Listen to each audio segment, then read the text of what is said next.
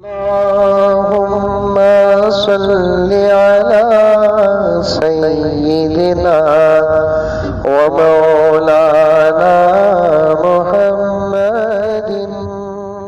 बाघ तो जानता है बाघ सवारने में किसकी मेहनत लगी, बाघ को सजाने में किसकी मेहनत लगी, बाघ को बचाने में किसकी मेहनत लगी।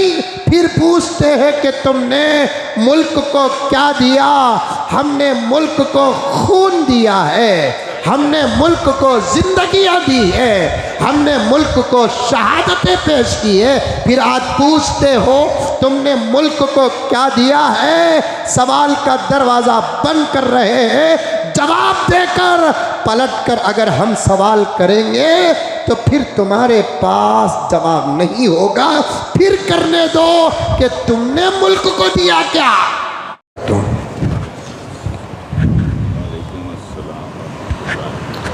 अल्हम्दुलिल्लाह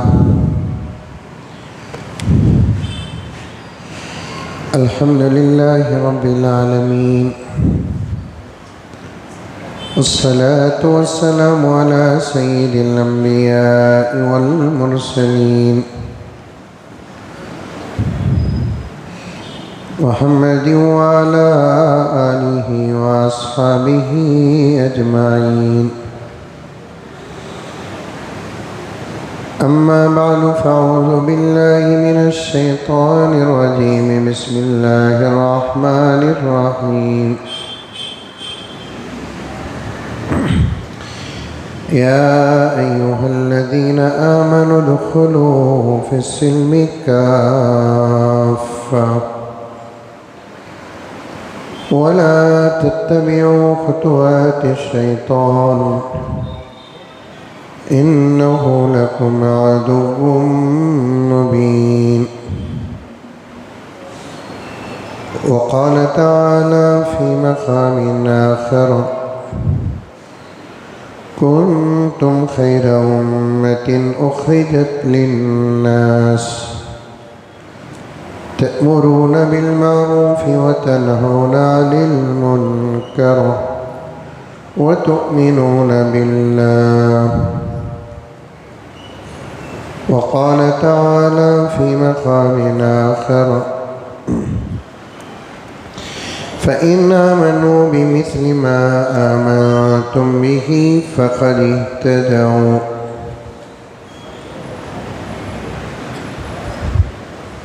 सदक़ल्लाहु मौलानल अज़ीम। अल्लाहुम्मा सल्लि अला सय्यिदिना नबीना मौलाना मुहम्मद व अला आलि सय्यिदिना नबीना मौलाना मुहम्मद व बारिक व सल्लिम। अल्लाहुम्मा सल्लि अला मुहम्मदिन बिअददि औराक़िल अशजार وبعدد أقطار الأمطار وبعدد دواب البرار والبحار وعلى آله وصحبه وبارك وسلم. اللهم صل على محمد كما هو أهله ومستحقه.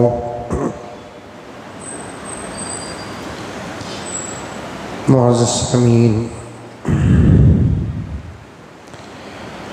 पूरी मोहब्बत के साथ, शौक़ के साथ, उल्फत के साथ, प्यार के साथ, अदब के साथ, एहतराम के साथ, इखलास के साथ, दिल की गहराई से एक मरतबा दुरूद शरीफ पढ़ लें।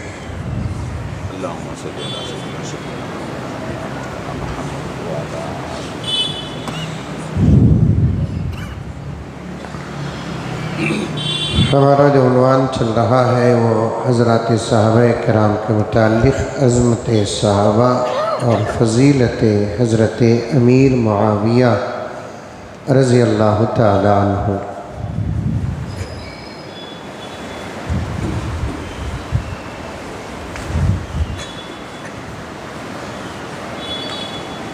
चूँकि आज हिंदुस्तान की तारीख़ का एक अजीम दिन भी है,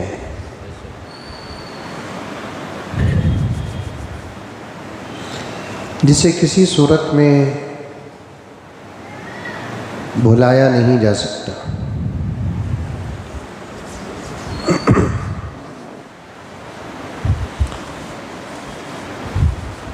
जिस खुशी और एहतमाम के साथ सही और अच्छे तरीक़े के साथ साथ कुछ लोग गाने बजाने के साथ आज की खुशी का इजहार करते हैं, यूँ महसूस होता है कि मुल्क बहुत आसानी के साथ आज़ाद हो गया।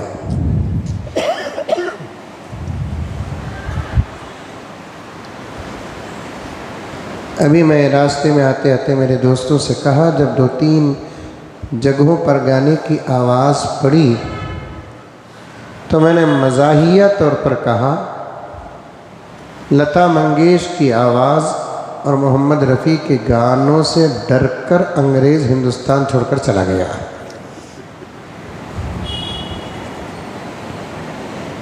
ला हौल वला कुव्वता इल्ला बिल्लाह।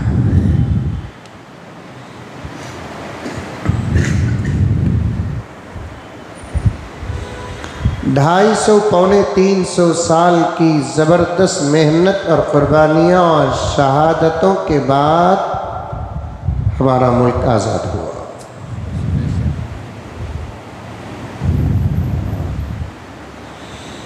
जिसकी तारीख़ के मैं बहुत सारे हिस्से आप हज़रात के सामने बयान किया हूँ, फिर मौका मिलेगा तो इंशाअल्लाह ताला उसे ज़रूर बयान करूँगा।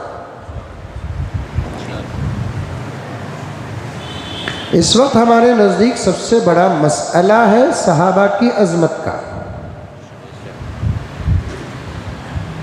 जो हमारा अपना ईमान है।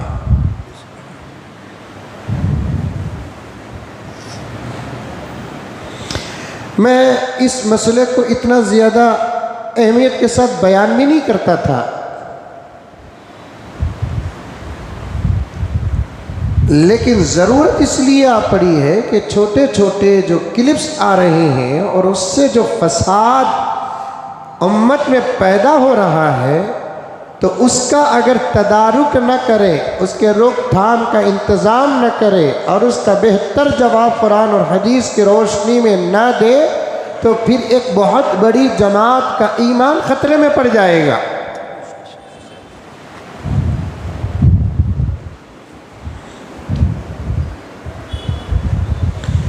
और मैं बारहा कहता हूँ मेरे भाइयों और बाद में सुनने वाली मेरी बहनों, नौजवानों, बुज़ुर्गों, मालदारों, गरीबों, ज़िम्मेदारों, गैर ज़िम्मेदारों, सब इस बात को सुने। हमारी ज़िंदगी का सबसे बड़ा और पहला और अहम मकसद ही हमारा ईमान और उसकी हिफाजत है।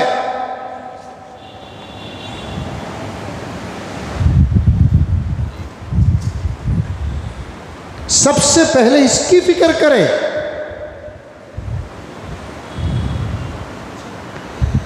मस्जिद को आते हैं अल्हम्दुलिल्लाह लोग, और इंसान के जिस्म में सबसे नीचे इस्तेमाल होने वाली जो चीज़ है उसे कहते हैं जूता चप्पल। वो कितनी ही कीमत का क्यों ना हो, उसकी हैसियत वही है। अगर उसमें हीरे, जवाहरात, ज़बरदस्त, याकूत टिके हुए हो, टाके हुए हो, तब भी उसे आदमी सर पे नहीं पैर ही में रखता है।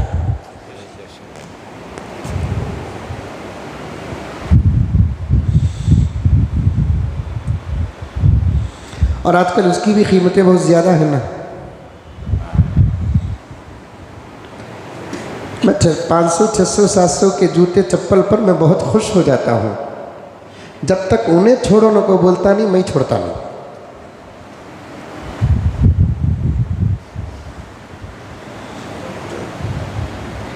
कुछ लोग गैर ज़रूरी चीज़ों पर इतनी अहमियत दे रहे हैं, उनकी ज़िंदगी का वही मकसद समझ में आ रहा है।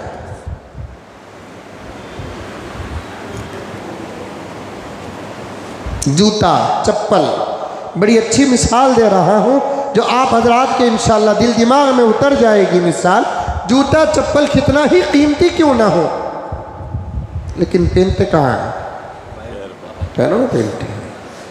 बेकीमत 5-10 रुपए की टोपी और फटी हुई क्यों ना हो, हकीर समझकर फेंकता नहीं, अगर फेंक देता है तो देखने वाला अजमत की निगाहों से उसे उठा लेता है, क्योंकि हदीस में आता है वो चीज़ें जो इस्लाम में दाखिल हैं वो सब अल्लाह की अलामात हैं। शाइरुल्लाह, अलामात इस्लाम, कीमत वाली चीज़ें हों या बेकीमत वाली चीज़ें हों, लेकिन इस्लाम की निगाह में, खुदा की निगाह में, रसूल की निगाह में बहुत कीमती चीज़ें होती हैं। वो टोपी की भी कदर किया करो। एक नौजवान को मैंने कई ज़माना पहले देखा था, नमाज के बाद वो टोपी निकाल कर प्यांट के पीछे की जेब में रख रहा था। मैंने कहा कि भाई ये पैसा नहीं है, ये टोपी है जो तुम्हारी पहचान है। ये टोपी ये नहीं बताता कि तुम किसके बेटे हो, ये टोपी ये नहीं बताता कि तुम किसके बाप हो, ये टोपी ये नहीं बताती कि तुम किसके भाई हो, ये टोपी नहीं बताती कि तुम कहाँ और किधर के हो, लेकिन ये टोपी ज़रूर बताती है कि तुम अल्लाह के बंदे और मोहम्मद के ग़ुलाम हो।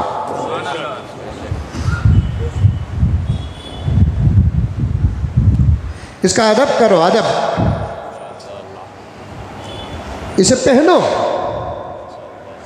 कभी उतार कर रखना है तो बड़े अदब और एहतराम के साथ उतार कर रखो। किसी उज़्र की वजह से आप जेब में रखना चाहते हैं तो उसे ज़रा ऊंचे मुकाम पर रखो, क्योंकि ये शाइरुल्लाह है। आज उम्मत के परेशानियों के असबाब और वजूहात में से एक वजह, चाहे वो घर में परेशान है या दुकान में परेशान है या घर के मामलात में परेशान है या दुकान के मसाइल में परेशान है, ये जादू नहीं, ये नज़र नहीं, ये किसी का हसद नहीं, किसी की जलन नहीं। हम हमारे घर में, दुकान में, हमारे अपने मामलात में अदब को जो छोड़ा है ना, उसकी वजह से नहूसतें घरों के अंदर पैदा हो रही है। साफ लिखा है अदब की किताबों में, जिस घर में छोटा बड़े का अदब नहीं करता उस घर में अल्लाह ताला रहमत और बरकत के फैसले नहीं करते।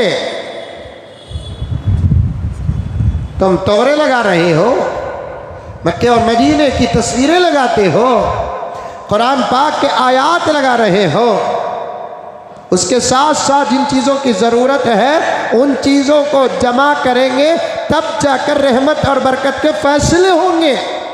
एक तरफ दवा है, दूसरी तरफ परहेज़ नहीं है, तो दुनिया की कोई दवा असर नहीं करेगी। डॉक्टर पहले परहेज़ बताता है और बाद में दवा देता है, क्योंकि डॉक्टर को भी मालूम है असल दवा परहेज़ है, उस पर सपोर्ट करने वाली चीज़ दवा है। रखो घरों में कुरान पाक, अहादीस की किताबें रखो, आयात कुरानिया रखो।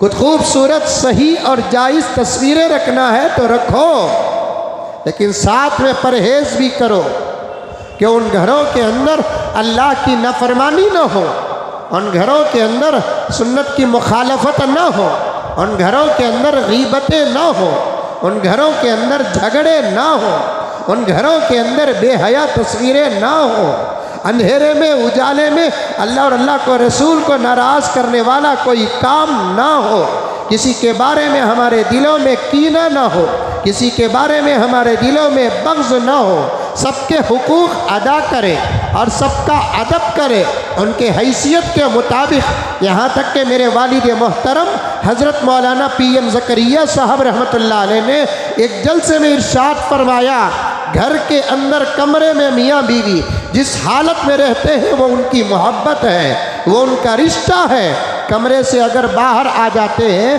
4-5 अफराद के माहौल में, तो फिर वहाँ अदब का इजहार करना पड़ेगा, लिहाज करना पड़ेगा। वो बेतकल्लुफ़ी ना हो जो बंद कमरों में होती है, वो अंदाज ना हो जो बन कमरों में होती है, इसका असर घर में भी पड़ेगा, घर की नस्लों में पड़ेगा, माहौल में पड़ेगा।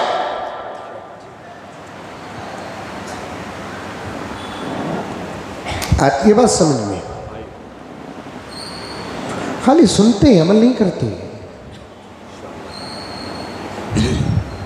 जरा परेशानी रही तो आमिल का दरवाज़ा खिटखिटाते हैं। अब उन्हें भी अल्लाह का बंदा लाखों का सौदा कर रहा है।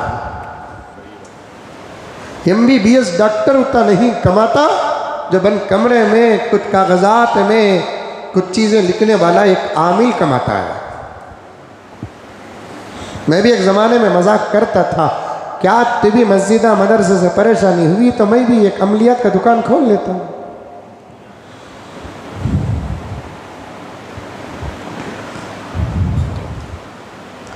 हमारे आमाल ही सबसे बड़े तावीज़ हैं। नमाज से बड़ी तावीज़ क्या है? रोज़े से बड़ी तावीज़ क्या है? हया और शर्म से बड़ी तावीज़ कौन सी है? तावीज़ों के अंदर तो 2-4 आयात हैं, जिसे रखेंगे तो असर होता है, तो पढ़ेंगे तो क्या होगा।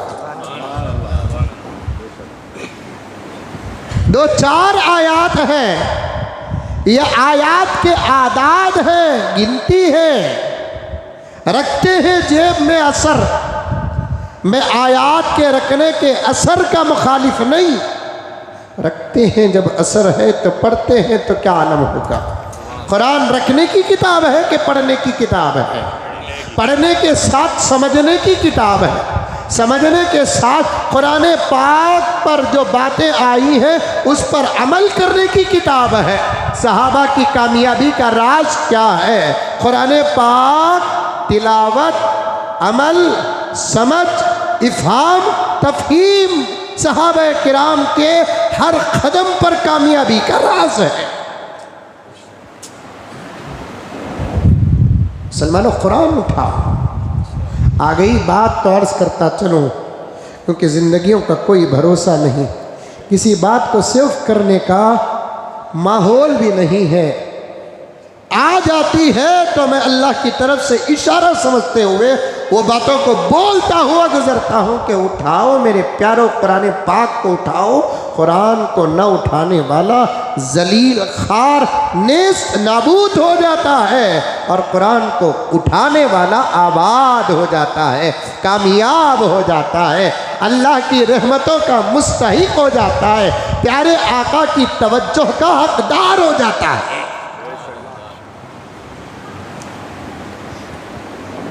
आज हमारे घरों में कुरान रो रहा है।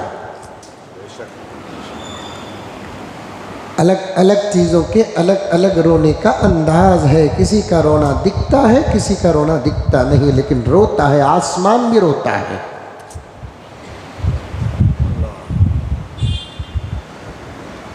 नेक लोगों के मरने पर आसमान रोता है, हदीस में है,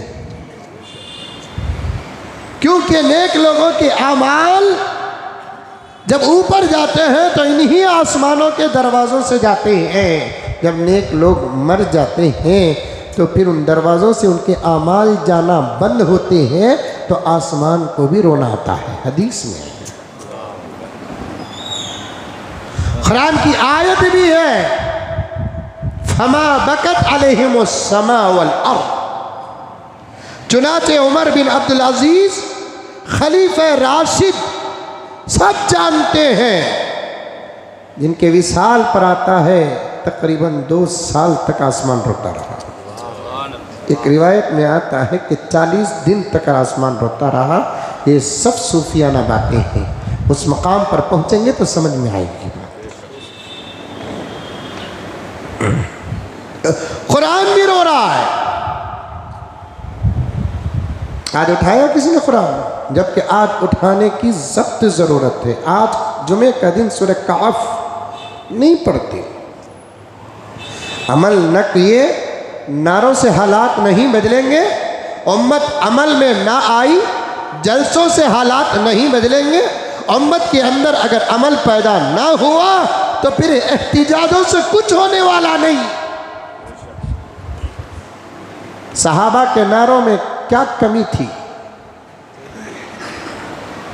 आज अगर कोई जलसा मनाता है वो किसी मुहद्दिस को बुला सकता है, रहबर और रहनुमा को बुलाएगा। सहाबा अगर जलसे करते तो मेहमान खुसूसी मोहम्मद रसूलुल्लाह होते।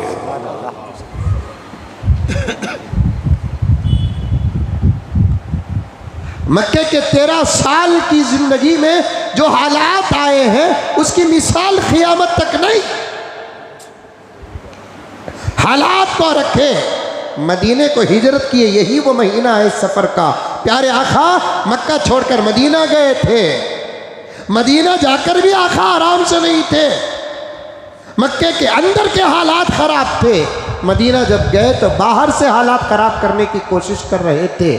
सहाबा को अल्लाह के नबी ने जंगों में भेजा नहीं, दिफा करने के लिए नारे लगवाए नहीं, सहाबा के अंदर अमल पैदा किया, नमाजें मजबूत की, तिलावत मजबूत की, अखलाक पैदा किए, मामलात को साफ किया, गुनाहों से रोका, पहले इन ताकतों से लबरेज किया। जब हालत आई, वक्त आया, मैदान में उतरे तो फिर मुट्ठी भर सहाबा भी बड़ी बड़ी जमातों पर गालिब आ जाते थे। आज जुमा है, उठाए कुरान, रो रहा है कुरान। सूरह कहफ पढ़ने का दिन उम्मत नहीं पढ़ रही है, जबकि आए सूरत की तफसीर में आता है दज्जाल की दाल भी नहीं गलेगी उस पर जो सूरह कहफ पढ़ता है। दज्जाल बड़ा है कि वक्त के फिरौन बड़े हैं? अरे बोलो, दज्जाल बड़ा है कि वक्त के फिरौन बड़े? दज्जाल बड़ा है। पहले जो फिरौन गुजरे हैं वो सब दज्जाल के एजेंट, अब जो फिरौन हैं सारे आलम में वो सब के सब दज्जाल के एजेंट हैं। असल सरगना जो है ना वो दज्जाल है, दज्जाल। उससे बड़ा रुए ज़मीन का कोई दुश्मन नहीं। अगर उससे बड़ा कोई दुश्मन है सिवाय शैतान के कोई नहीं। लेकिन प्यारे आका ने जमानत दी, एतमाद दिलाया, गारंटी दी। सूरह कहफ पढ़ लो, दज्जाल के साजिशों से, हमलों से तुम बचकर रहोगे। नहीं उठाए कुरान? बात कहां से शुरू किया याद है? जूते चप्पल से आई है।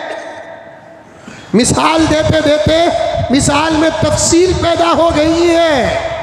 मेरे अमल की बातें अल्लाह ताला दे रहा है, आपके अमल की बातें अल्लाह ताला दे रहा है। हम सब मिलकर इंशाअल्लाह ताला अमल करें। अब फिर से एक अजीब और गरीब मुल्क की आज़ादी की ज़रूरत है। मुल्क आज़ाद हुआ तो ज़रूर है, लेकिन मज़ीद बातों से मुल्क को आज़ाद करने की सख्त ज़रूरत है। जिस हालत पर हम हैं, इन हालत में आज़ादी का सवाल ही पैदा नहीं होता।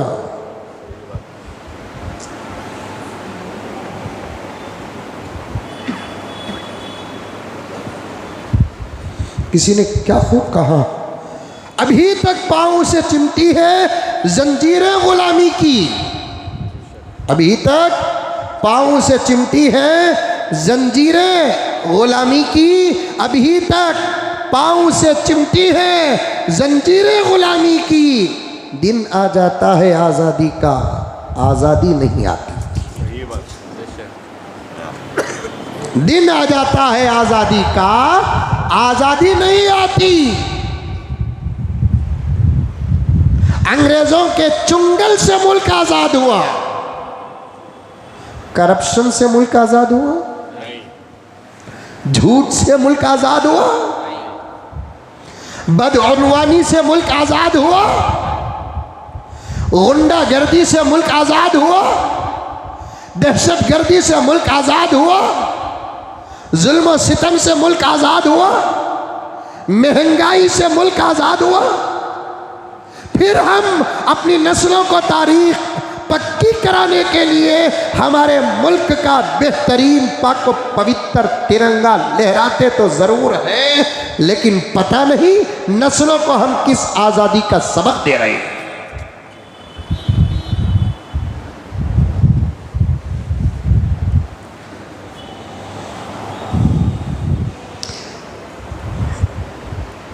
मेरा बस चलता, मैंने ये बात पहले भी कहा था, आज भी कह रहा हूं, मेरा बस चलता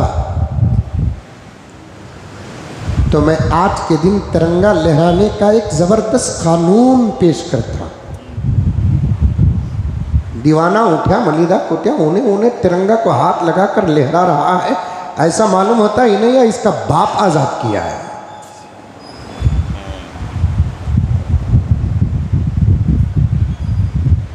मेरा बस चलता अकरम, मैं आज तिरंगा लहराने के लिए एक शर्त, एक कानून, एक बात पेश करता, जिसके दिल से लेकर हाथ तक साफ है, वो मेरे तिरंगा के लहराने की रस्सी को थामे। बाद में पता चलता कि कौन लायक नजर आता, कौन नालायक नजर आता।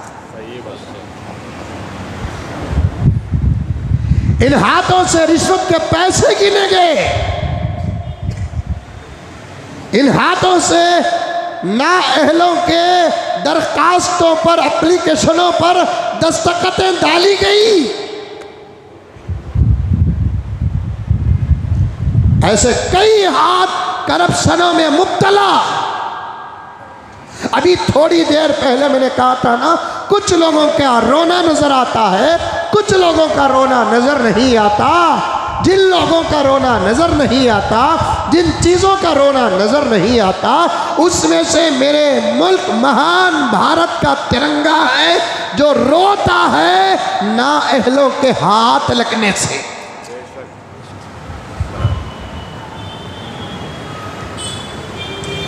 संविधान तोड़ते हैं, दस्तूर तोड़ते हैं, कोई कानून नहीं, कोई ज़ाब्ता नहीं, जिंदगी में कोई उसूल नहीं। जब 15 अगस्त आ जाता है कि 26 जनवरी आ जाती है, नहा धोकर सफ़ेद कपड़े गंजी में डुबाए हुए फिरौन से ज़्यादा कड़क लहराते हुए आ जाते हैं, तस्वीरों के सामने आ जाते हैं और तिरंगा लहरा देते हैं।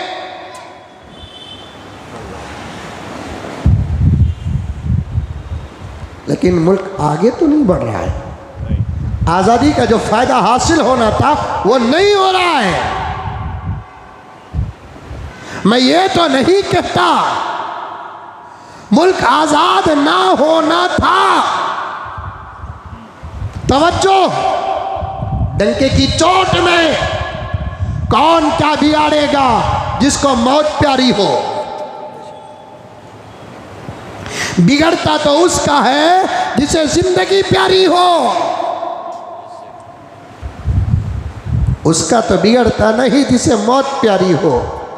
ये सबक हमको हमारे प्यारे आका से लेकर सहाबा तक, सहाबा से लेकर अइम्मा मुफस्सिरीन और मुहद्दिसीन तक, मुहद्दिसीन और मुफस्सिरीन से लेकर सच्ची और अच्छी राजनीति करने वाले बादशाहों तक, यहाँ तक कि हज़रत टीपू सुल्तान से भी हमको यही सबक मिला है। गीदड़ की 100 साला जिंदगी से शेर की एक दिन की जिंदगी बेहतर है। हक छुपाकर, नाहक के साथ, जुल्म के साथ, करप्शन के साथ। और एक जुमला बोलूं, मैं गया तो मेरे साथ आते ही का तो बोलतूँ, ये हाथा ओरिजिनल नहीं दिख रही।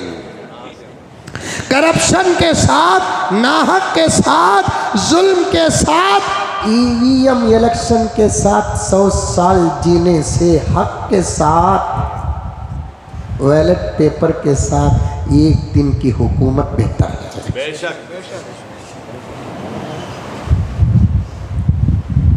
मैं ये नहीं कहता महबूब कि मुल्क आज़ाद ना होना था, सवाल ही पैदा नहीं होता। हमने हमारे हजारों अकाबिर के जनाजों की तारीख पढ़ी है मुल्क के खातिर। थोड़ी तारीख बताता चलो, फिर उन्वान की तरफ आ जाओ। कुरान संभालो, हालात बदलेंगे, उसके बगैर कुछ होने वाला नहीं है।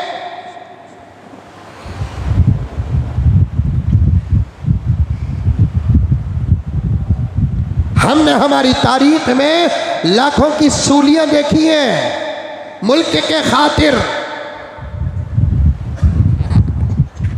हमने हमारी अपनी तारीख और मुल्क की तारीख के साफ साफ और सच्ची सच्ची किताबों में हमारे उन उलमा की कुर्बानियाँ देखी है जिनका एक रुख इमामत और खिताबत था तो दूसरी तरफ अंग्रेज़ों की सफ में पहली सफ में नजर आते थे।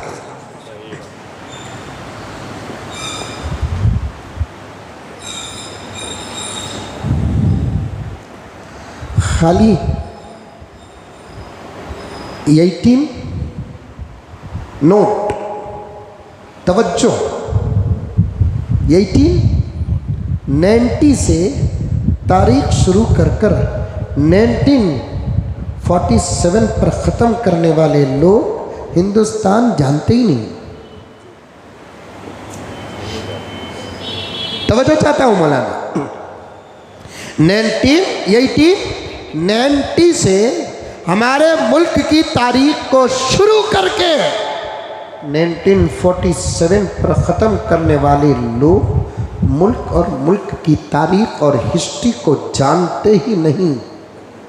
अगर उठाना है 16 से उठाओ, तब समझ में आएगा और आप सब मानेंगे कि मुल्क की आज़ादी में कुर्बानी किसकी थी। आप सब मानेंगे मुल्क की आज़ादी में कुर्बानी किसकी थी। सिर्फ मुख्तसर दिन उठा लेते हैं, मुख्तसर तारीख उठा लेते हैं और साफ साफ कहते हैं इन्होंने आज़ाद किया, इन्होंने आज़ाद किया, इन्होंने आज़ाद किया। सबकी कुर्बानियाँ ज़रूर थी, लेकिन असल कुर्बानी, असल शहादतें, असल मेहनतें मेरे रब की कसम इस मुल्क की आज़ादी में मुसलमानों की हुई है।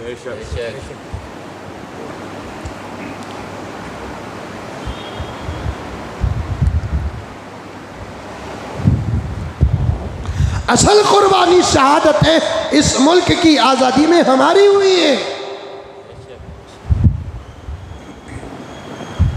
तुम्हें नहीं जानते, सो नहीं जानते तो क्या हुआ, इस मुल्क की ज़मीन जानती है। ज़ुबान अगर होती या उसकी ज़ुबान हम समझते तो साफ पता चल जाता कि इसको ग़ुलामी की क़ैद से किसने बाहर निकाला।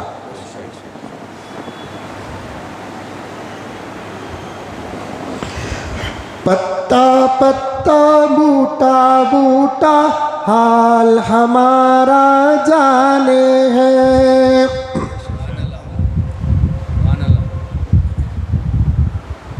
बाग का माली जानता है कि उसकी मेहनत बाग में कितनी लगी। बाहर से आकर फल खरीदने वाला क्या जानता है कि उस बाग पर मेहनत कितनी लगी। समझो रे नौजवाना, चॉकलेट कहा मजा उतरिया नहीं अभी तुम्हारे मुंह से। शेर की वजाहत कर रहा हूं। बाग पर मेहनत करने वाला जानता है इस बाग को इस पोजीशन पर लाने के लिए मेरी ज़िंदगी के कितने दिन लगे, कितनी रातें लगी, मेरा खून लगा के पसीना लगा, एक एक दरख्त पर मेरी कैसी मेहनत लगी, नाले मैंने कैसे बनाए, और बाहर के जो जानवर और दरिंदे जो बाग को नुकसान पहुंचाने वाले हैं उनकी हिफाजत के लिए हमने बाड़ कैसे लगाए। एक बीज से लेकर एक फल देने के लायक दरख्त बनाने के लिए क्या मेहनत लगी है, बाग जानता है, बाग का माली जानता है, फल का खरीदार और फूल का खरीदार नहीं जानता। फल का खरीदार और फूल का खरीदार नहीं जानता। यही शायर कहता है, पत्ता पत्ता बूटा बूटा हाल हमारा जाने है। कति बोलो बाबा। पत्ता पत्ता बूटा बूटा हाल हमारा जाने है। जाने न जाने गुल ही न जाने बाग तो सारा जाने है। कोई ना जाने तो क्या हुआ, बाग तो जानता है। बाग संवारने में किसकी मेहनत लगी, बाग को सजाने में किसकी मेहनत लगी, बाग को बचाने में किसकी मेहनत लगी। फिर पूछते हैं कि तुमने मुल्क को क्या दिया। हमने मुल्क को खून दिया है, हमने मुल्क को जिंदगियां दी है, हमने मुल्क को शहादतें पेश की है। फिर आज पूछते हो तुमने मुल्क को क्या दिया है। सवाल का दरवाज़ा बंद कर रहे हैं। जवाब देकर पलटकर अगर हम सवाल करेंगे तो फिर तुम्हारे पास जवाब नहीं होगा। फिर करने दो कि तुमने मुल्क को दिया क्या।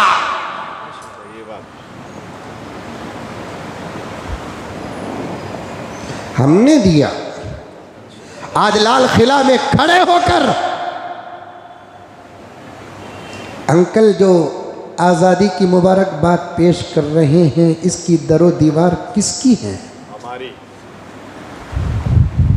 बनाने वाले ने अपना घर नहीं बनाया, मुल्क का किला बनाया।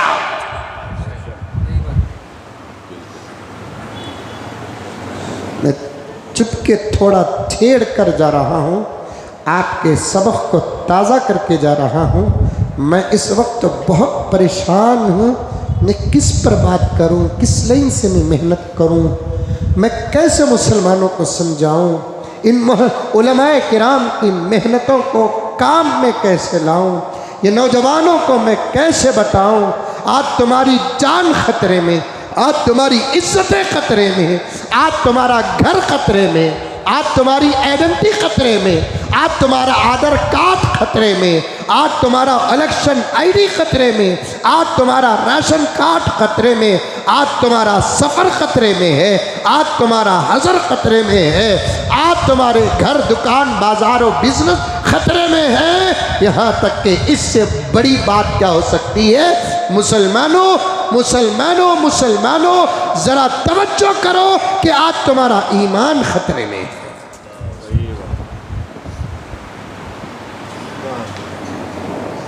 मैं ख़ास तौर पर नौजवानों से कहना चाहता हूँ, बूढ़े जो हैं वो सब सफ़र पार कर चुके हैं, अब हर दिन उनका बोनस है। डरो न को बाबा बूढ़े आदमिया है, सच बोल रहा हूँ, मैं भी उसी सब में हूँ।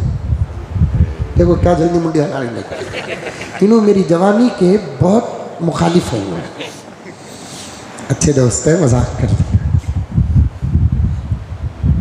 सवाल है नौजवानों तुम्हारा, सवाल है नौजवान लड़कों तुम्हारा, सवाल है नौजवान लड़कियों तुम्हारा।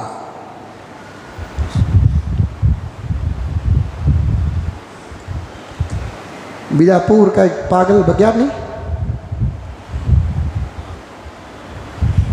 क्या नहीं बक्या, जो मुसलमान लड़की से मोहब्बत करके शादी करेगा 5 लाख रुपए उसे दिया जाएगा। इसका जवाब भी हमारे पास भी है। हम भी अपने मुंह में जुबान रखते हैं, और साफ मैं उस बेवकूफ़ तक इस बात को पहुंचाना चाहता हूं कि तुम्हारी आवाज़ें और तुम्हारी जुबान की हद जहां ख़त्म होती है वहां हमारी हद शुरू होती है।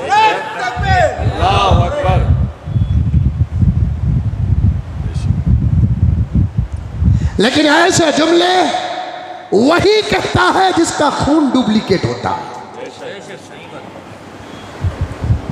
बेहया आदमी के जुबान से हया की बातें कहाँ आ सकती हैं।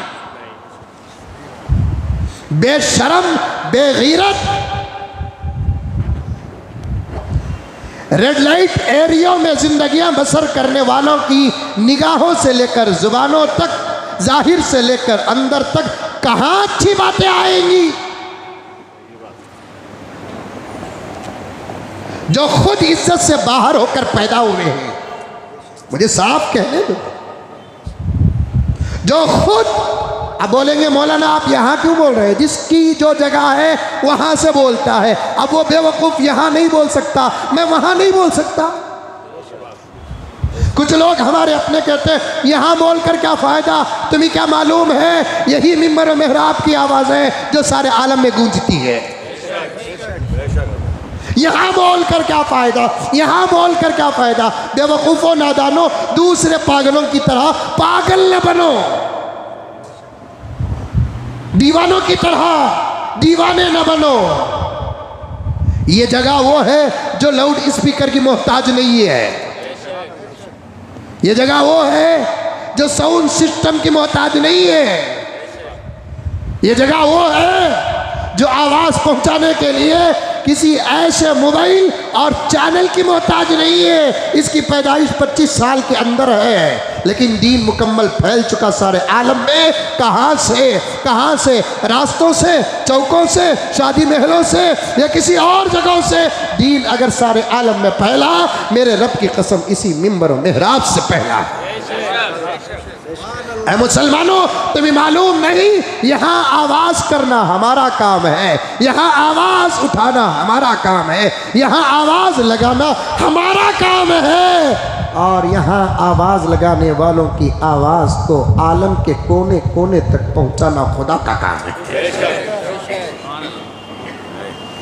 फिर कहते हैं यहाँ लगा के क्या फायदा है? तुम नहीं समझते। कुछ लोग हैं, अल्हम्दुलिल्लाह सब लोग हैं, मैं तमाम उलमा की आवाज़ को मेरी आवाज़ से बड़ी आवाज़ समझता हूँ, मेरे रब की कसम। इससे भी बड़ी अगर आप सबूत पूछना चाहते हैं तो दे सकते हैं, बस अंदाज है वो अलग बात है। लेकिन कुछ लोग हैं जिनकी आवाज़ को अल्लाह ताला ऐसे दुश्मनों तक पहुँचा ही देते हैं। हम लोग कहते हैं कि उसकी बात यहाँ बोलने की क्या ज़रूरत है, उसकी जगह वो है जो वहाँ बोलता है, हमारी जगह ये है, हम यहाँ बोलते हैं। और ऐसे बेहया जुमले, ऐसी बेहया बातें वही लोग कहते हैं जिनके खून में कई खून जमा होती है। पक्की बात है। हमसे पूछो एक माँ की इज्जत क्या होती है, हमसे पूछो मोहम्मद के गुलामों से पूछो किसी की बीवी की इज्जत क्या होती है, हमसे पूछो बेटी की इज्जत क्या होती है सजा किसी धर्म में तो पेश करो इज्जत की हिफाजत के लिए, वरना हम अपना धर्म पेश करते हैं। बात सही लगी तो कबूल करना पड़ेगा, बात सही लगी कबूल करना पड़ेगा। कहाँ है वो लोग जो अपने लोगों के सामने हक बयान करते हैं, कुत्तों की तरह भोंकते हैं, जब गैर अपनों पर भोंकता है गीदड़ और चूहे से भी ज्यादा बुज़दिल बनकर बिलों के अंदर घुसे बैठे रहते हैं। कहाँ है वो थूक चाटने वाले, चमचागिरी करने वाले, सियासत में अपना मकाम बताने वाले, तस्वीरों और फोटोओं में, फेसबुक में और क्या क्या मुझे नहीं मालूम उसमें आने वाले, जो अपने, मैं अगर वाहिद के बारे में बोलूं, मैं अगर महबूब के बारे में बोलूं, आ जाते हैं अकरम बीच में, आपने हमारे को ये कहा, हमारे को वो कहा। इशारा समझ रहे हैं?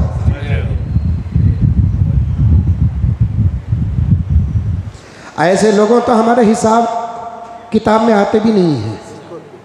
जब ऐसे लोग कुछ मुंह खोलते हैं ना, हम उनका भी मुंह नहीं खोलते, लेकिन उनको अगर मुंह न खोलेंगे तो वो इस्लाम को बदनाम करेंगे।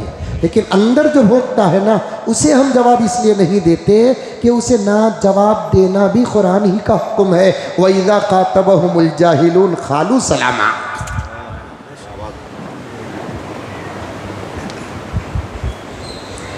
क्योंकि सियासी आदमी का जवाब सियासी आदमी ही बेहतर दे सकता है।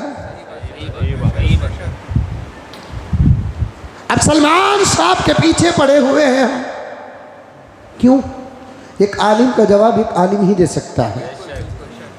गरचे के उनके इल्म का नुकसान उनको हो रहा है, लेकिन है इल्म। एक है इल्म नाफी, एक है इल्म ज़ार, एक है उलमाए हक, एक है उलमाए सू। अब ऐसे लोग जब मैदान में आते हैं, उनका जवाब भी देना कौन है? सलमान साहब का जवाब कोई एमएलए दे रहा है, सलमान साहब का जवाब कोई एमपी दे रहा है, सलमान साहब का जवाब कोई काउंसलर दे रहा है, सलमान साहब का जवाब कोई उनके लाइन से हटा हुआ दे रहा है। पूरे मुल्क में जहाँ जहाँ दिया जा रहा है, अहले इल्म और उलमाए हक दे रहे हैं। उस लाइन का आदमी उस लाइन के आदमी को जवाब देते हैं तो जवाब का असर बड़ा अच्छा पड़ता है, लेकिन लाइन से हटा हुआ अगर जवाब देता है तब भी असर पड़ता है, लेकिन अंदाज अलग होता है। कहाँ गए ऐसे लोगों का जवाब देने वाले? आना चाहिए। हमारी माँ और बहनों की इज्जतों पर सियासी प्लेटफॉर्म पे खड़ने वाला एक नाअहल आदमी जब सवाल उठाता है, हमारे अपने क्यों खामोश बैठते हैं? हमने वोट इनको इसीलिए दिया कि दुश्मनों की बकवास सुनकर आप खामोश बैठे। अपना लीडर सियासत में इसलिए माना, मैं चाहे तो नाम ले सकता हूं। कहां गए सूरमा, कहां गए तोप?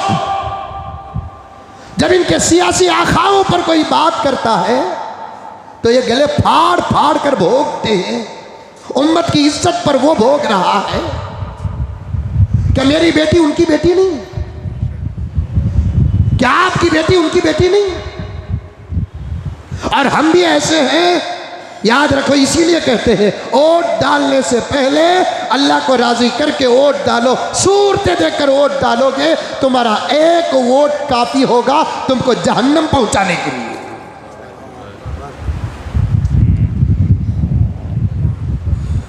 गलत लीडर का इंतखाब करने वाला भी मुजरिम होता है, मुजरिम।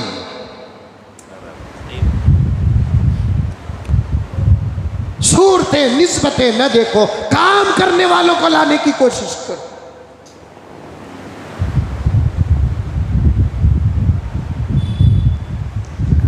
जब उसकी बकवास मैंने सुना तो देखा कि सिवाय एक दो के कोई जवाब ही नहीं दिया। हो सकता है कि आज जुमे में जवाब दिया जाए, फिर मैं कल देखूंगा, शाम देखूंगा किस किस से जवाब आया। या नहीं तो आप स्टेज से जाओ, जवाब मैं दूंगा। आप घर जाओ, जो मेरे साथ होगा उसका अल्लाह मालिक। मैं कभी जान की परवाह नहीं करता। मुझे मुल्क के नाम पर, ईमान के नाम पर, धर्म के नाम पर, इस्लाम के नाम पर मरने का तो इंतजार है। लेकिन ऐसे लोगों को जवाब तो देना है, लेकिन खामोशी तारी है सबके जुबान पर। मेरी बेटी को कोई छेड़ता है या किसी की बेटी को कोई छेड़ता है, जरी ताकत है तो स्टिंग चढ़ा कर आता है, उसकी माँ और बाप तक पहुंचता है। मेरी बेटी को छेड़ा, उम्मत की बेटियां हमारी बेटियां नहीं। अभी ऑफर निकाह करके लाता है, मैरिज करके लाता है। उस बेवकूफ़ को बता दूं, हमारे धर्म की बच्ची से तेरे धर्म के बच्चे के साथ हमारे मोहम्मदन ला में मैरिज होता ही नहीं। कोई बच्ची जाती है तो जिंदगी भर उसे हमारे धर्म के हिसाब से मोहब्बत का सवाब नहीं, बलात्कारी का गुनाह ही मिलेगा।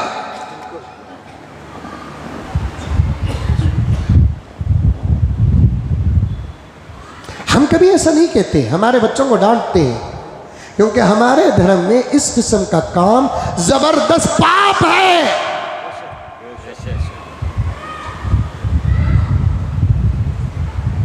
हम हमारे नौजवानों को नहीं कह सकते तुम किसी धर्म की बच्ची को मोहब्बत के जाल में फंसाकर अंदर लेकर आओ। हमने तो डांटते हैं, हमारे मजहब में क्या कमी आ गई, तू दूसरे मजहब का इंतखाब कर रहा है। आ मेरे साथ, मैं बताऊं कितनी अच्छी बच्चियां सिर्फ गुर्बत का ऐब लगा है, शादियों से मायूस है।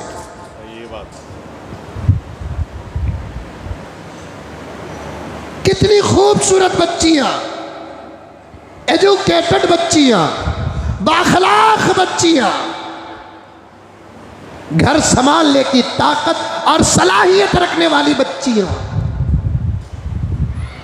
आज भी पैसों का कुत्ता बना है नौजवान, आइडिया से सवाल करता है, जिसके घर में है उसी का दरवाजा खिटखिटाता है और सवाल ही नहीं करता। अंदर का चोर इस उम्मीद में है बगैर सवाल के मिलने वाला दरवाजा है।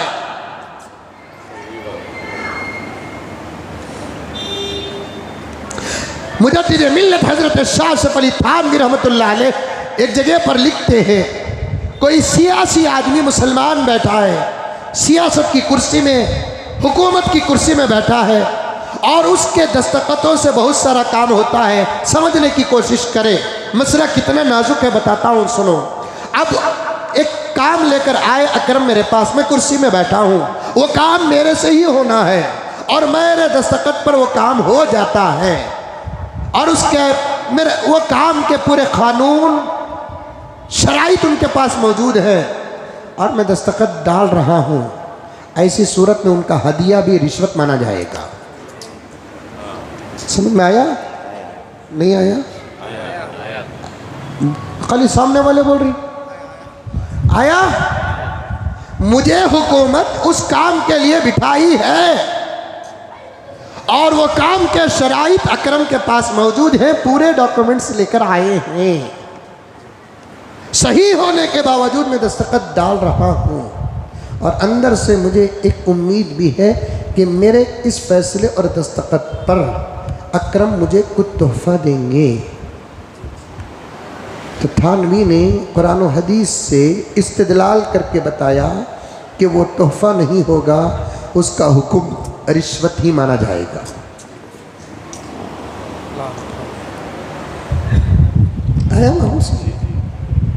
और रिश्वत लेने वाले और रिश्वत देने वाले को प्यारे आका ने क्या फरमाया? अर्राशी वल मुर्तशी किलाहुमा फिन्नार। रिश्वत लेने वाला, रिश्वत देने वाला, दोनों जहन्नमी।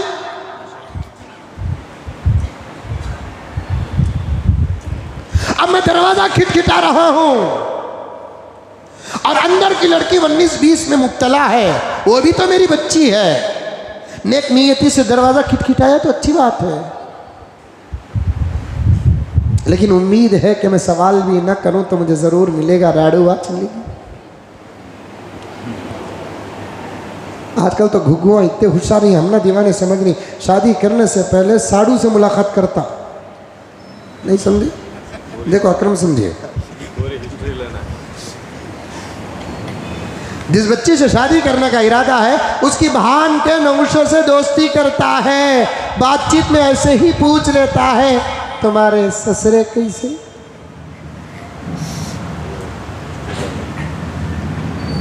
कहा तुम्हारे शादी के फोटो दिखाओ। अब उन्हें फोटो में सूरता नहीं देखता, सीरत देखता, इनकमिंग आउटगोइंग के इशारे देखता।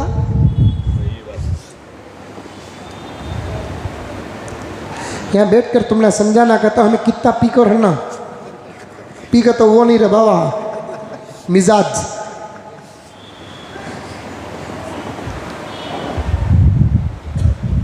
जिसके अंदर उम्मत को समझने की ताकत ना हो, ऐसे लोगों को अल्लाह ताला मिंबर में बिठाते भी नहीं।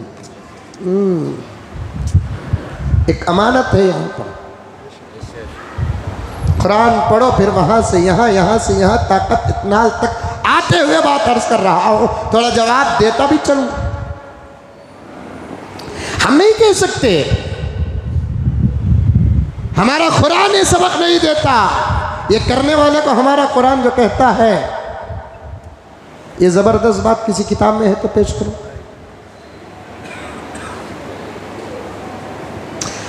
लड़के का धर्म अलग, लड़की का धर्म अलग है, तो इस्लाम का साफ कानून है कि दोनों के बीच में निकाह मैरिज होता ही नहीं है। मैरिज होने के शराइत में से पहली शर्त क्या है? दोनों का एक धर्म होना। कितना पवित्र है हमारा मज़हब।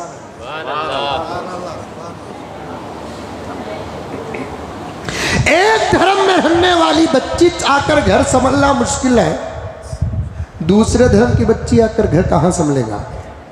समझो रे दीवानी।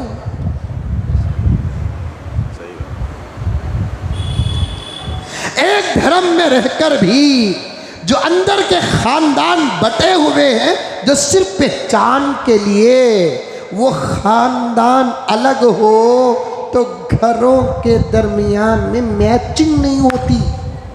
इसीलिए हमारे माशरे में बात है, खाना को करे तो होता क्या, पठाना को करे तो होता क्या, बेगम को करे तो होता क्या, लब्या को करे तो होता क्या, दकनिया को करे तो होता क्या। मंगेता को पूछता हजरत खान को करे तो होता क्या? घुग्गू पहले शादी कर, फिर 1 साल के बाद देख होता कि नहीं होता। होता। सुभान अल्लाह। अभी 2 मरतबा बोल रहे होता होता, कितनी गारंटी है आपको?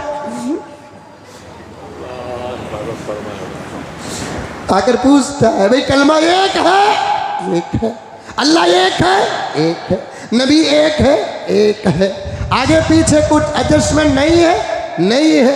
शिर्क खुफिया नहीं करता? नहीं करता है। सहाबा के साथ आइम्मा तक दामन हाथ में पकड़ा हुआ है, अकाबिर के नक्शे कदम पर चलता है? चलता है। मसलक में ज़रा 19-20 है तो छोड़ो, दौलत का तो सवाल ही पैदा नहीं होता।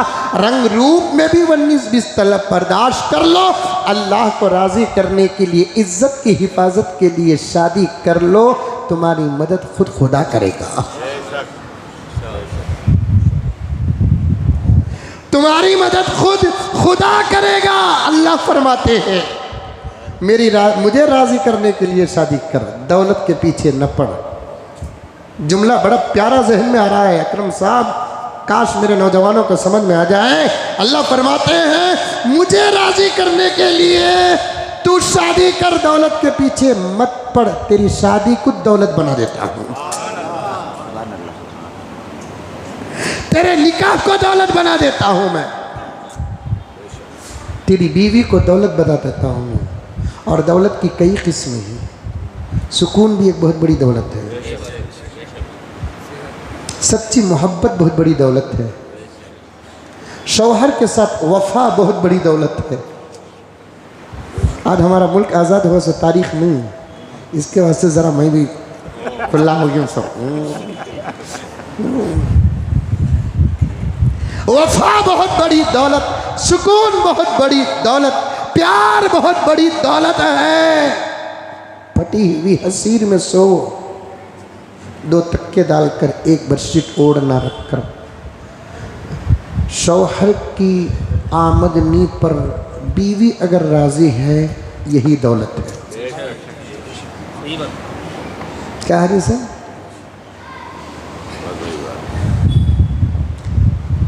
क्या जी लाए? बिजनेस नहीं, भिंडी ले लगा। भिंडी भी मामूली नहीं, 60 रुपये किलो के थे। मैंने बोलिया 1.5 किलो गोशा। तरकारी भी क्या मामूली है?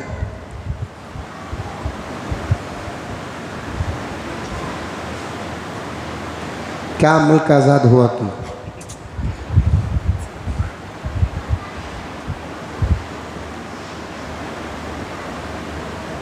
कभी शौहर कहता है बेगम तुम्हारी किस्मत ही खराब, मेरी नहीं, तुम्हारी किस्मत खराब। कीजिए वो देखो तुम्हारा भाना कितना जेवर पहनना करी, मैं एक ऐसा बदनसीब कि तुम ना क्या भी पिना नहीं सकते। चुप कर रहे हो, मजाक से बोलते मुँह में मार तुम तो। अरे तुम्हारे घर की बात बोल रहा हूँ से बाबा, मतलब तुम्हें समझ जाना मैं मार खा को आया हूँ। चुप कर जी, बेकार के बातें कर लग नहीं। उनका जेवर सोना, मेरा जेवर सोना नहीं जी, तुम्हें मेरे जेवर, ये दौलत।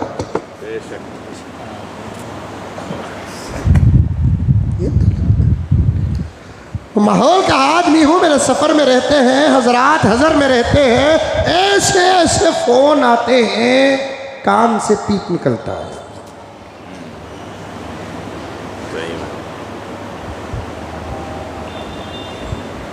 कौन सा अम्मा के बाबा के हंका में मट्टी पड़ी थी जी, तुम ना कर को रखे, 25 साल से एक दिन भी सुख पाई नहीं जी, ये जुमले निकलते, इसे बोलते सो गुर्बत।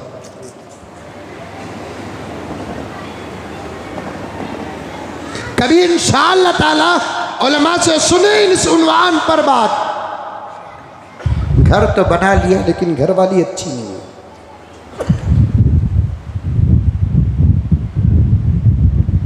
गर्ज आगे बढ़ता हूं, वक्त बहुत कम है कि अपने धर्म में रहने वाले खुद जरा खून दूर का हो जाता है, दूध दूर का हो जाता है, निभना मुश्किल है, तो अदर कौम की बच्ची आएगी तो फिर घर कैसे चलेगा। प्रॉफिट मोहम्मद जगत गुरु सब कह दो सल्लल्लाहु अलैहि वसल्लम ने निकाह की पहली शर्त ही ज़ौजैन तरफैन आक़िदैन, लड़का लड़की का एक धर्म का होना शर्त लगाया है। अगर ये शर्त ना होती यतनाल, आज नतीजा ही कुछ और होता। सही अदाकारी में हमारा मुकाबला नहीं कर सकते तुम या तुम्हारी नस्लें। मैंने कई मर्तबा कह दिया, खाली गाड़ी का गियर बदले तो पीछे की सीट फुल।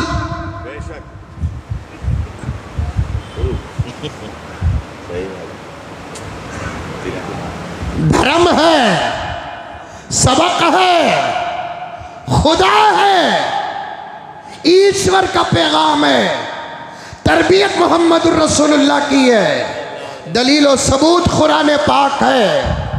अपने धर्म के बच्चियों से शादियां करो। हाँ कोई आ गए अलग बात, कोई चले गई अलग बात। चले गई तुम्हारी, आ गई हमारी। जबरदस्ती में क्या होता है, जब किसी के घर का अग्रीमेंट पेपर जबरदस्ती सिग्नेचर से हमारा नहीं होता तो फिर किसी की जबरदस्ती से निकाह कहाँ होगा।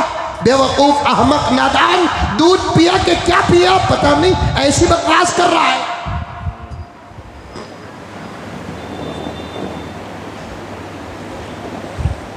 $5 लाख रुपये अगर धर्म इजाजत देता हमारा, हम ₹5 का भी ऑफर न रखते। मुंह न खोलो हमारा, वरना फिर मुझे राहत का वो शेर पढ़ना पड़ता है, हम भी अपने मुंह में जुबान रखते हैं। अब ऐसे जुमले सुनते हैं तो कहना पड़ता है, आज़ादी का दिन तो आ जाता है लेकिन आज़ादी नहीं आती। अंग्रेज गया, छोड़ कर गया, किसकी मेहनत से छोड़ कर गया, किसके सीने टेक कर छोड़ कर गया, किसके चेहरों का रौब था अंग्रेज छोड़ कर गया, किसका मिशन था अंग्रेज छोड़ कर गया। ये तारीख जानती है, ये ज़मीन जानती है, सब जानता है। लेकिन उस कमीने ने गया तो ज़मीन छोड़कर, लेकिन ज़मीन में अपनी पूरी मेंटालिटी छोड़ कर गया। फिर पूछते हैं हमने मुल्क को क्या दिया, वही कहते कहते यहाँ तक आ गया। आज 15 अगस्त लाल किले में हमारे मुल्क के पीएम, जिनको मैं अंकल कहता हूँ, वो किसकी दरो दीवार है? हमारी दरो दीवार। किला किसे कहते हैं? कौम की हिफाजतगाह को। महल किसे कहते हैं? अपने घर को।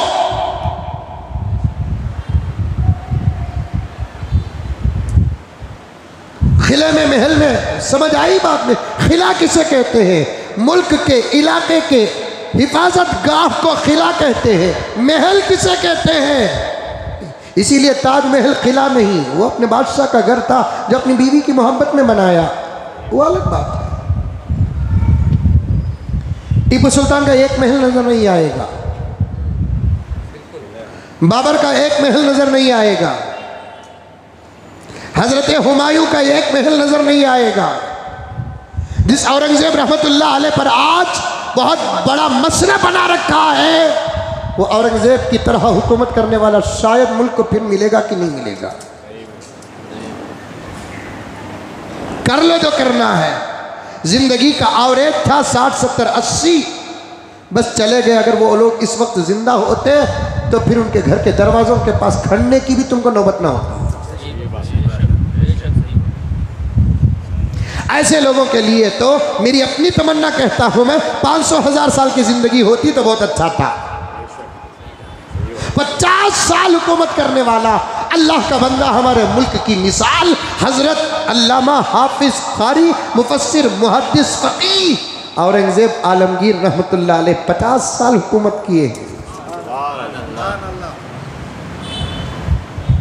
डेटा तो है ना, तारीख है ना, उठाकर देखो। 50 साल। मैं नौजवानों से कहता हूं, बादशाहों के नाम अगर मोहब्बत से लेते हैं तो अलग बात, वरना अदब के साथ लो। 50 साल हाफिज कुरान थे, आलिम दीन थे, मुफस्सिर थे, मुहद्दिस थे, फकीह व मुफ्ती थे। मौलाना से पूछो, दीकर उलमा के चेहरों पर नज़र पड़ रही है, पूछ कर देखो। एक किताब उन्होंने फतवों की लिखी उनके दौर पर, फतावा आलमगीरी। 150 उलमा को रखकर एक एक मसले पर बहस कराकर नतीजा निकलता था। 150 उलमा सुबह में आते और शाम तक एक मसले पर बहस और मुबाहिसे करते, मोहब्बत के साथ, अदब के साथ, फिर नतीजा निकलता। 150 उलमा को अपने सरफ़े खास से तनख्वाह देते थे। जब नतीजा निकल कर एक पेपर में नतीजा आ जाता था मसले का, तो वो पेपर हज़रत औरंगज़ेब के पास जाता था। उन्हों गौर फिक्र करके दस्तखत डाले तो वो मसला किताब में जाता था। कौन? बादशाह। काम क्या? शरीयत का, फतवे का, फिक़ह का।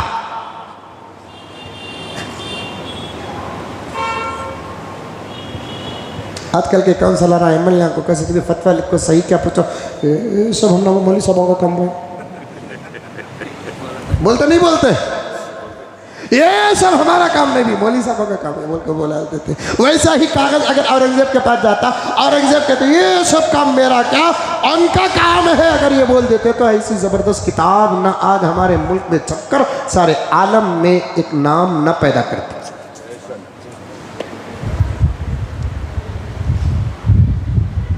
कभी आओ हमारे पास, हम वो किताब दिखाएं आपको।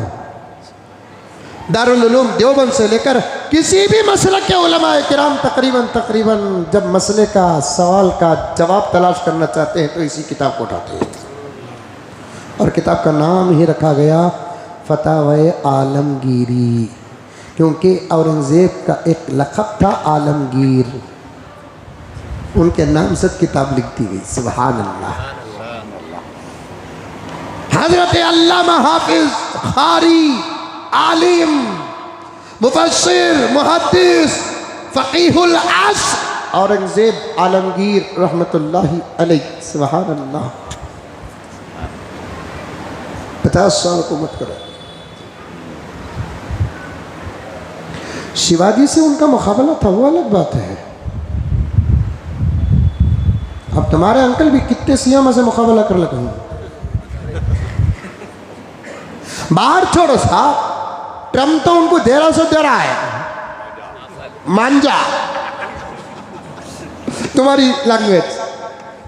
जिस पर इन्हों भरोसा कर रही, बैठे बैठे, जिस पर इन्हों भरोसा कर रहे उन्हें इनको लगा रहा है चूना, लेकिन अंदर जरा मुखालफत रहती है। लेकिन शिवाजी और आलमगीर के दरमियान में जब इख्तलाफ था तो एक सियासी इख्तलाफ था। आलमगीर शिवाजी से इख्तलाफ करते थे लेकिन हिंदुओं से मोहब्बत करते थे। पॉइंट। सच बोलने वाले, सच बोलने वाले, सच बोलने वाले। आलमगीर शिवाजी से मुखालफत करते थे लेकिन हिंदुओं से मोहब्बत थी। शिवाजी आलमगीर से मुखालफत करते थे लेकिन मुसलमानों से मोहब्बत थी। ऐसे अच्छे लोग उनके धर्म में भी थे, हमारे धर्म में भी थे। शिवाजी का पर्सनल सेक्रेटरी मुसलमान, औरंगजेब रहमतुल्लाह अलैह का पर्सनल सेक्रेटरी हिंदू। शिवाजी से मुसालहत की बात करना, औरंगजेब से मुसालहत की बात करने के लिए शिवाजी ने औरंगजेब के पास जिस कासिद को भेजा था वो कासिद मुसलमान था। जाओ, हमारे आपस की लड़ी से बहुत मसला हो जा रहा है, अंग्रेज अंदर घुसले को ही ज़रा जाकर उनको समझा कर रहा हो, उन्होंने क्या बोलती हैं वो सुनकर आओ बोलकर शिवाजी साहब जब भेजे थे किसी को तो वो कौन था? मुसलमान था। कितना भरोसा था अपने पर्सनल सेक्रेटरी पर, जाएगा बात तो करके आएगा लेकिन बिककर नहीं आएगा। कितना भरोसा था शिवाजी को, मुसलमान है बात करेगा मेरी तरफदारी में, बिककर तो नहीं आएगा। उन दोनों में इख्तिलाफ नहीं था। आज उन दोनों को सामने रखकर औरंगजेब की मुखालफत पर मुखालफत कर रहे हैं, मुखालफत पर मुखालफत कर रहे हैं, कह रहे हैं कि फला थे फला थे फला थे। औरंगजेब 50 साल किए हुकूमत, लेकिन हुकूमत का एक पैसा नहीं का है। जीडीपी हिंदुस्तान की औरंगजेब के ज़माने में जो थी, उठाओ तुम्हारा डेटा, हमने हमारे बुजुर्गों की किताबों में पढ़ा है ये, और लोग कहते हैं तुम्हारी किताब में है ना, फिर नहीं तो क्या मैं तुम्हारी किताब का हवाला दूँ? मेरे अपने बड़ों पर मुझे एतमाद ना हो तो फिर मुझे क्या ज़रूरत है कि तुम्हारे बड़ों पर मैं भरोसा करूँ? मेरे बड़े मेरे लिए सनद है, मेरे बड़ों का कलम मेरे लिए दलील है। आप नहीं मानते तो न माने, मुझे क्या फ़र्क पड़ रहा है। हमारे बड़े ये किताबें रात के तहज्जुद में लिखते थे, फजर की नमाज पढ़कर लिखते थे, अल्लाह से दुआ करके लिखते थे, अल्लाह से डर के लिखते थे, नबी से डर कर लिखते थे, खबर के सवाल से डर कर लिखते थे, हशर के हिसाब से डर कर लिखते थे। उनके कलम पर मैं भरोसा न करूं तो फिर किसके कलम पर भरोसा करूं? औरंगजेब आलमगीर के ज़माने में जीडीपी हर दौर में था, मुल्क का करेंसी पावर जिसे जीडीपी कहा जाता है, राइट?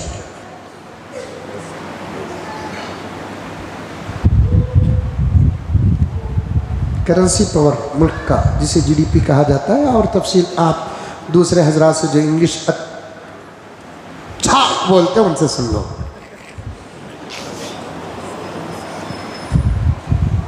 हज़रत औरंगज़ेब आलमगीर रहमतुल्लाह अलैह के ज़माने में मुल्क की जीडीपी नंबर 1 थी। सारी दुनिया के ममालिक की जीडीपी हमारे मुल्क से डाउन ही थी, हमारे मुल्क की जीडीपी किसी से डाउन नहीं थी। Uncle give my answer. इस वक्त तो तुम्हारी राजनीति में हमारे मुल्क की जीडीपी बांग्लादेश से भी ज्यादा गिर गई है। इसी को आप कहते हैं कि मुल्क आगे बढ़ रहा है। वो कैसा आगे बढ़ रहा है मुझे नहीं मालूम। ये फ़लसफ़ा शायद आप और मैं दोनों सामने बैठे तो समझ में आएगा। अब एक सवाल करो आप मुझे, आप एक सवाल करो मुझे, मौलाना क्या बात थी कि हज़रत औरंगज़ेब आलमगीर रहमतुल्लाह अलैह के ज़माने में मुल्क की जीडीपी नंबर 1 थी? एक सवाल आप मुझसे करो या दूसरे से भी करो, लेकिन मुझसे करो, मैं एक बेहतरीन जवाब दूंगा आपको। मुल्क का जीडीपी औरंगज़ेब रहमतुल्लाह अलैह के ज़माने में नंबर 1 इसलिए था कि पूरे मुल्क का बादशाह, पूरा मुल्क बोले तो कश्मीर से कन्याकुमारी नहीं, अंदर नेपाल, अंदर श्रीलंका, अंदर बांग्लादेश, अंदर पाकिस्तान, ये टुकड़े नहीं हुआ तो उस वक्त के बादशाह नहीं है, तो जीडीपी नंबर 1 क्यों था? तो उसका जवाब ये है कि जिस दौर में आलमगीर रहमतुल्लाह अलैह राजनीति और हुकूमत कर रहे थे उस वक्त हज़रत औरंगज़ेब की एहतियात का ये आलम था। हुकूमत तो करते थे लेकिन हुकूमत के ख़जाने से तनख्वाह के नाम पर भी एक पैसा नहीं लेते थे। सैलरी के नाम पर भी एक पैसा नहीं लेते थे। फिर गुजारा कैसे चलता था? तारीख गवाह है। कुरान पाक लिखते, टोपियाँ बुनते, जो फारिग वक्त होता रात में 9 बजे 10 बजे के बाद कोई कार्रवाई नहीं, उसमें टोपियाँ बुनते और कुरान पाक लिखते। अपने एक शागिर्द से कहते, जाओ बाजार में इसको फरोख्त करके आओ, लेकिन ख़बरदार पहली शर्त यह है कि ये न कहना कि ये आलमगीर के हाथ का लिखा हुआ कुरान है। क्यों? लोग अक़ीदत और मोहब्बत में ज़्यादा कीमत देकर लेंगे, यानी तो बार्गेनिंग नहीं करेंगे। मैं समझता हूँ कि मेरी निस्बत से अगर कोई आदमी बार्गेनिंग नहीं करता तो मज़ीद पैसा भी मेरे लिए जायज़ नहीं है। एहतियात, जाना जाकर बेचना कुरान पाक को खरीदना भी जायज़ है, बेचना भी जायज़ है।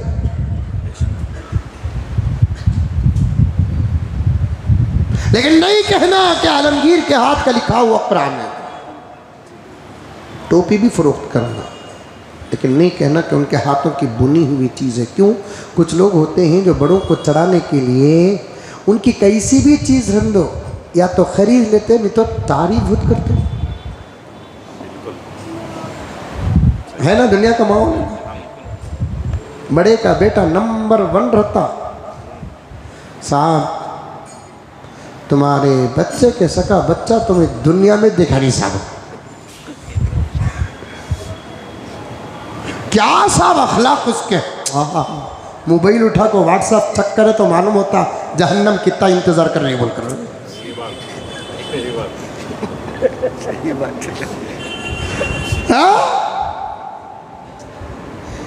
क्या साहब तुम्हारे से भी ये खात सामने अच्छा है, फिर इसे बाबा बोलो।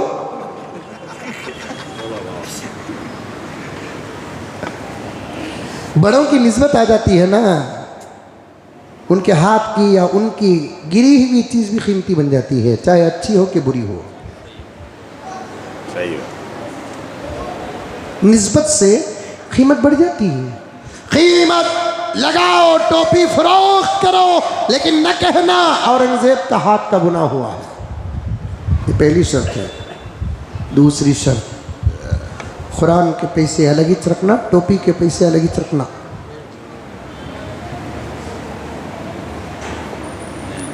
कुरान के पैसे अलग, टोपी के पैसे अलग, क्योंकि टोपी के पैसे में इत्तेफाक है, कुरान के पैसों में इख्तिलाफ है। अलग अलग पैसे खाते थे, बीवी बच्चों को खिलाते थे, अपनी ज़रूरतों को पूरा करते थे।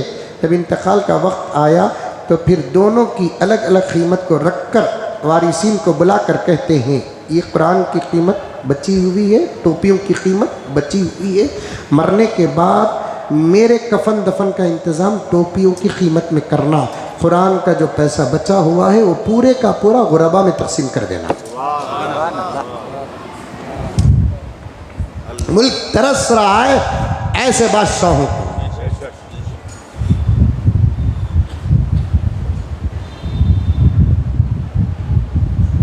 लाल किला इतना बड़ा बादशाह, एक महल है, खिला है। अरे खिले और महल से ना रे बाबा, बात गई सो। बाबर का एक महल है रहमतुल्लाह अलैह, हुमायूं का महल है, अकबर का महल है, हजरत औरंगजेब का महल है, टीपू सुल्तान क्या कम थे श्री रंगापटना में, लेकिन दबदबा सारे आलम में था। कल इंडिया में नहीं, सारे आलम में। आप साबित कर सकते हो, किताब खोलिया था, आप साबित कर सकते हो। अरब की सरजमीन पर भी अंग्रेज पहुंचने में डरते थे, इसलिए कि मुल्क में इस अरब का चाहने वाला हिंदुस्तान में एक है जिसको टीपू सुल्तान कहते हैं। सारा महल है, खिला, वैसे ही लाल किला बनाने वाला कौन, हिंदू के मुसलमान? अरे बोलो मुसलमान। मैं तो नहीं कहता, लेकिन जमाना कहता है कि हरा कलर मुसलमान का है। आज जो फितने फसाद हो रहे हैं, छेड़म छाड़ी हो रही, इसकी खबर अगर उन बनाने वालों को होती तो फिर लाल किला न होता, हरा किला होता। क्या है बोलो, समझ रहे?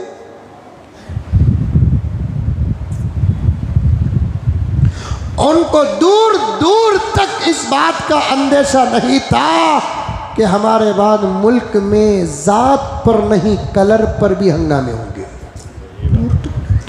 जो कलर पसंद आया वो मार देते थे। जो कलर लगा हुआ है ना लाल किला में, उसे तकरीबन गैर मुस्लिम बहुत ज़्यादा पसंद करते हैं। बनाने वाले मुसलमान थे, कलर किसका मारा? उनका मारा। ये मोहब्बत रही तो और क्या है। आज उसी नक्शे कदम पर चलने वाले कहते हैं मुसलमान लड़की को मोहब्बत के जाल में फंसाकर निकाह शादी करके मैरिज करके लेकर आओ, 5 लाख का इनाम दिया जाएगा। लव जिहाद के नाम पर पूरे मुल्क में हंगामा करने वाले और बेवकूफ़ों से कहना चाहता हूँ, इस जुमले को तुम्हारी डिक्शनरी में क्या कहा जाएगा? ये जिहाद नहीं तो और क्या है? लेकिन तुम्हें कितना भी ऑफर दो, हमारी बच्चियां नहीं आती। एक 25 किलो का चावल का मूठा लिए तो 2-3 कंकरा तो आज जाते सो, उसे क्या भी नहीं कर सकते बाबा। वैसे 2-3 कंकरा रहते ही उन्होंने निकलते नहीं, खुद इस्लाम उनको निकालता है।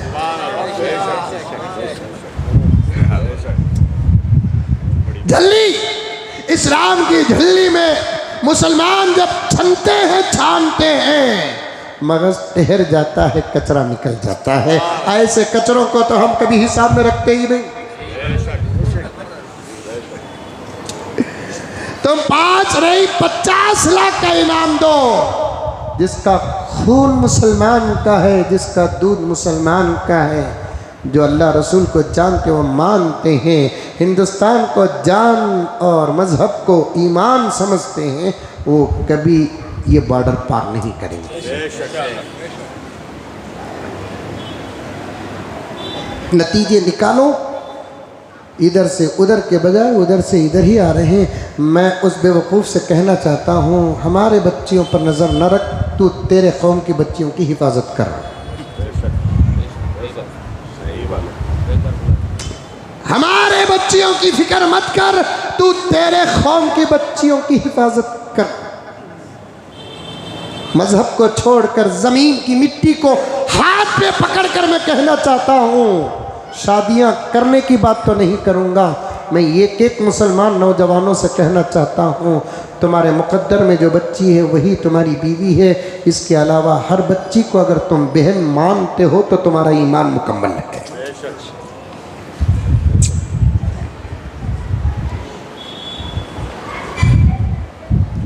बहुत दूर तक बात चले गई। कहता है हमारे धर्म में तो इतना सख्त कानून है, इतना सख्त कानून है, इधर से आने का इंतजार, हमें इंतजार ही नहीं कर रही, इधर उधर से यहाँ आ रही है। अल्हम्दुलिल्लाह, तुम जितना तराशोगे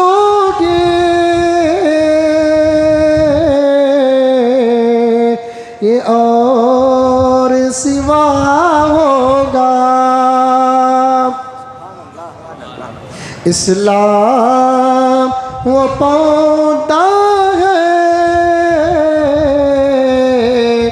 काटो तो हरा होगा।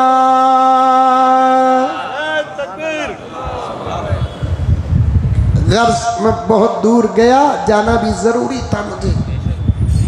मैं क्योंकि अज़मत सहाबा, फजीलत हज़रत अमीर माविया के साथ आज के दिन का हक भी मुझे अदा करना था। दिन किसी का है या नहीं है ये तो नहीं कहता, दिन मेरा था, मेरा है, मेरा रहेगा। किसी का है या नहीं है मुझे नहीं मालूम, ये दिन मेरे मुल्क का और मेरा 15 अगस्त ये आज़ादी की खुशी से ज़्यादा हमारे बुज़ुर्गों की शहादतें याद दिलाता है, कुर्बानियाँ याद दिलाता है, उजड़े घर याद दिलाता है। हमारे बुज़ुर्गों का मुल्क की हिफाजत के लिए मिंबर और मेहराब से निकलकर बाहर मैदानों में आना याद दिलाता है। आज के लीडरान, सियासतदान आज के दिन अपने गलों में उतने हार नहीं पहने या पहनते। कसम अल्लाह की, हमारे अपने उलमा इस मुल्क की आज़ादी के लिए फांसी की रस्सियाँ पहनी, पकोड़े तले नहीं जाते उतने जितने हमारे अकाबिर को तेलों में तला जाता था, उनकी औलादों को निगाहों के सामने तला जाता था। आज का दिन मेरा दिन है। मैंने सोचा कि कैसे आज मैं सीरत सहाबा भी बयान करना है और हज़रत अमीर माविया की फजीलत भी बयान करना है, क्योंकि रोज़ाना मुल्क का एक पता नहीं कि किस किस्म का इंसान है। ये वीडियो और क्लिप ऐसा दौर आने के बाद हज़रत अमीर माविया की शान में ज़बरदस्त गुस्ताखी करते आ रहे हैं। इस तरफ भी एक बहुत बड़ी जमात खामोश है, वो भी ज़बरदस्त में नोट करके लाया कि सहाबा की अज़मत क्या है और हज़रत अमीर माविया की फजीलत क्या है। जूते चप्पल से बात चले गई, बताना ये चाहता था कितनी कीमती जूते चप्पल ही क्यों ना हो, लेकिन पहनते पैरों में मस्जिद को लेकर आए तो भी चप्पल की हिफाजत करते। आज मुसलमान जूते चप्पल की हिफाजत की फ़िक्र में लगा है, लेकिन ईमान की फ़िक्र नहीं करता है। ईमान की हिफाजत करो, इंशाअल्लाह ताला बक़िया बातें आइंदा जुमा आप हज़रात के सामने आ जाएंगी। दुआ करें कि अल्लाह ताला मुझे और आपको सबको अमल करने की तौफ़ीक़ अता फ़रमाए। आखिर में जाते हुए हमारी मस्जिद के लिए ज़्यादा से ज़्यादा ताउन फरमाए। जैसा कि मैंने कहा कि एक ज़बरदस्त वो करेंट का इंतज़ाम का, देखिए आज 15 अगस्त है, करेंट गया नहीं है। अल्हम्दुलिल्लाह इतना तो काम हो रहा है मुल्क में, अल्लाह कबूल फरमाए।